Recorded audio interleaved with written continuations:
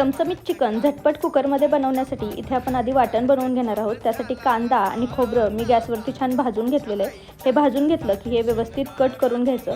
त्यासोबत मी इथे लसूण, टोमॅटो, हिरवी मिरची, थोडीशी कोथिंबीर आणि डाळ वाटून घेतलेली आहे। हे छान वाटण तयार करून घेतले। आता चिकनचे पीस स्वच्छ धुवून घ्यायचे। त्यामध्ये मसाले, हळद आणि मीठ टाकून हे छान 15-20 मिनिटं मॅरिनेट करून ठेवायचं।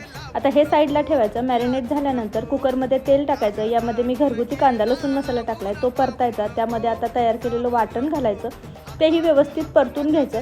यामध्ये आपण मसाले टाकणार आहोत। या सगळे मसाल्यांची डिटेल रेसिपी मी चॅनलवरती अपलोड केलेली आहे, लिंकवरती त्रिकोणात आहे, तुम्ही एकदा पहा। मसाले व्यवस्थित परतले गेले की यामध्ये मॅरिनेट केलेलं चिकन घालायचं।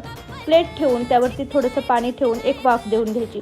आता ते पाणी त्यात घालायचं। सोबतच थोडंसं गरम करून तुम्हाला हवं आहे तेवढं पाणी घालून घ्यायचं। झाकण लावून याच्या 2 शिट्ट्या करून घ्यायच्या। थंड झाल्यानंतर झाकण काढायचं। मस्त चमचमीत असा चिकनचा रस्सा तयार आहे।